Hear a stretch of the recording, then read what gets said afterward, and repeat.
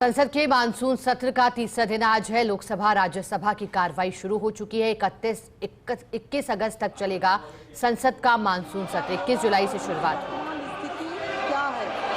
भारतीय रेल द्वारा उक्त परियोजना पर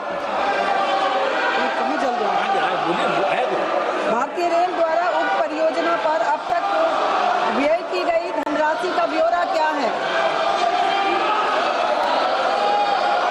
माननीय अध्यक्ष जी, बिहार बहुत ही महत्वपूर्ण प्रदेश है और बिहार में जहां 11 वर्ष पहले मात्र 1132 करोड़ रुपए पर एनम बजट का एलोकेशन होता था, वहां प्रधानमंत्री श्री नरेंद्र मोदी जी ने आकर बिहार के लिए रेलवे के बजट को 9 गुना बढ़ाकर 10,000 करोड़ रुपए का बजट दिया है। माननीय अध्यक्ष जी, और ऐसे ऐसे प्रोजेक्ट्स जो कि कई वर्षों से लंबित थे, उन सब प्रोजेक्ट्स को प्रधानमंत्री श्री नरेंद्र मोदी जी के नेतृत्व में बिहार की जनता के बहुत पुराने जो लक्ष्य थे, पुरानी आकांक्षाएं थी, उनको पूरा किया। मुंगेर और पटना पे नए ब्रिज बने। कोसी जो कि श्रद्धेय अटल जी ने अप्रूव किया था, उसको आज प्रधानमंत्री श्री नरेंद्र मोदी जी ने कंप्लीट किया।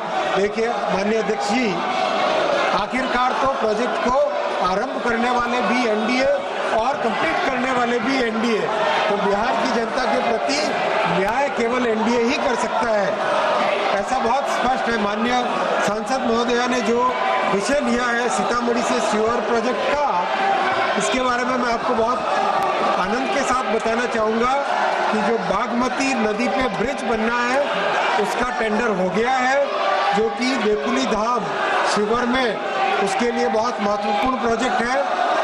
जमीन के अधिग्रहण के लिए 262 करोड़ रुपए जमा हो चुके हैं और काम बहुत अच्छा तेजी से चल रहा है। माननीय अध्यक्ष जी, बिहार में और भी बहुत अच्छे काम हुए हैं। 98 स्टेशंस का पुनर्विकास किया जा रहा है। 8 वंदे भारत चल रही है, 5 अमृत भारत गाड़ियां चली है, 1 नमो भारत गाड़ी चल रही है, 218 फ्लाईओवर और अंडरपासेस बने। माननीय अध्यक्ष जी, बिहार के प्रति रेलवे का संपूर्ण दायित्व है और बहुत तेजी से उसमें काम कर रहे हैं। माननीय सदस्य अध्यक्ष महोदय, मैं माननीय रेल मंत्री जी और यशस्वी प्रधानमंत्री जी का धन्यवाद करती हूँ।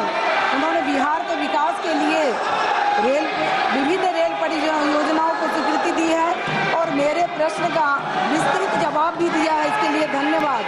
मैं शिवहर लोकसभा क्षेत्र का प्रतिनिधित्व करती हूँ और शिवहर के लोग स्वतंत्रता के 75 वर्ष बाद भी रेल सुविधाओं से वंचित हैं और इसके लिए सरकार ने सीतामढ़ी शिवहर रेलखंड 28 किलोमीटर के लिए 566.83 करोड़ राशि की स्वीकृति किए हैं। माननीय अध्यक्ष जी, माननीय सांसद महोदय ने जो शिवहर सीतामढ़ी का प्रोजेक्ट का मुद्दा यहाँ पे उठाया है, बहुत ही इम्पोर्टेंट प्रोजेक्ट है ये, और इस प्रोजेक्ट के लिए 262 करोड़ रुपए ऑलरेडी भूमि अधिग्रहण के लिए जमा कर दिए गए हैं। काम बहुत अच्छा तेजी से जा रहा है और ब्रिज का टेंडर भी कर दिया गया है, जो कि बागमती नदी पे बनेगा, देकुली धाम को जोड़ने वाला, और सीतामढ़ी शिवहर नई लाइन प्रोजेक्ट के लिए 567 करोड़ रुपीस सैंक्शन किए गए हैं और इस काम पे तेजी से, इस प्रोजेक्ट पे तेजी से काम चल रहा है। गिरधारी यादव जी।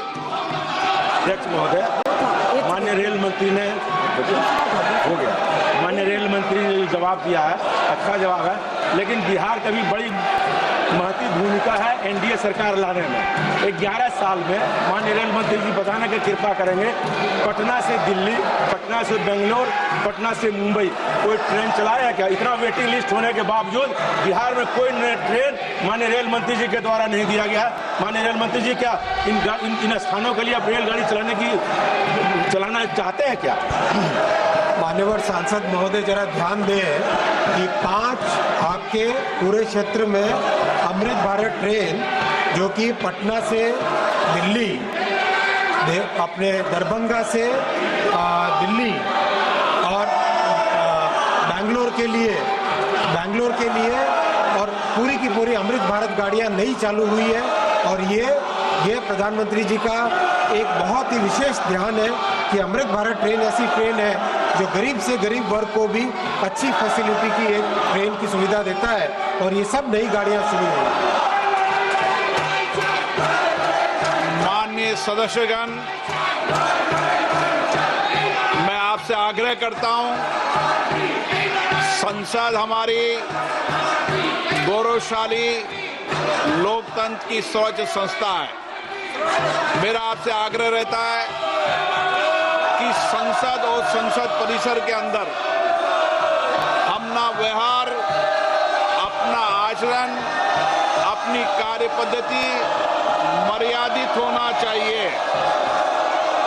देश की जनता ने आपको उनकी आवाज, उनकी अपेक्षाएं, उनकी कठिनाई, उनकी चुनौतियां, देश के मुद्दों और नीतियों पे चर्चा करने के लिए भेजा है।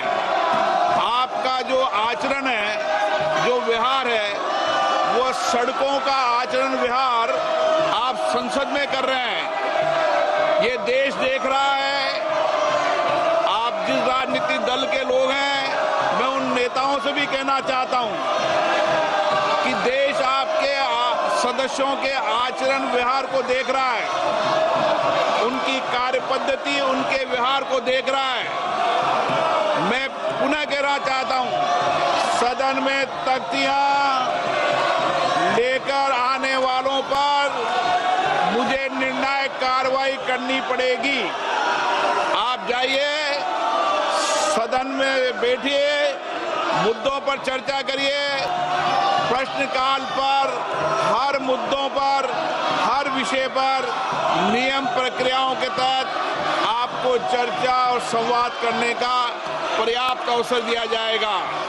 माननीय हो आप, माननीय जैसा व्यवहार करो। जाइए अपनी सीट पर। सदन की कार्रवाई आज 12 बजे तक के लिए स्थगित की जाती है। तो देखिए, लोकसभा की कार्रवाई 12 बजे तक के लिए स्थगित कर दी गई है। ये बड़ी जानकारी, क्योंकि विपक्ष का हंगामा बिहार से लेकर दिल्ली तक एसआईआर पर हंगामा, तख्तियां लेकर नारेबाजी करते हुए दिखाई दिए। और ऐसे में लोकसभा स्पीकर ओम बिरला ने दो टूक कहा कि आपका निर्वाचन जनता के मुद्दों को उठाने के लिए हुआ है, नारेबाजी के लिए नहीं। और राज्यसभा की कार्रवाई भी साथ ही में स्थगित कर दी गई है 12 बजे तक के लिए। एक बार फिर हंगामा दिखाई दिया।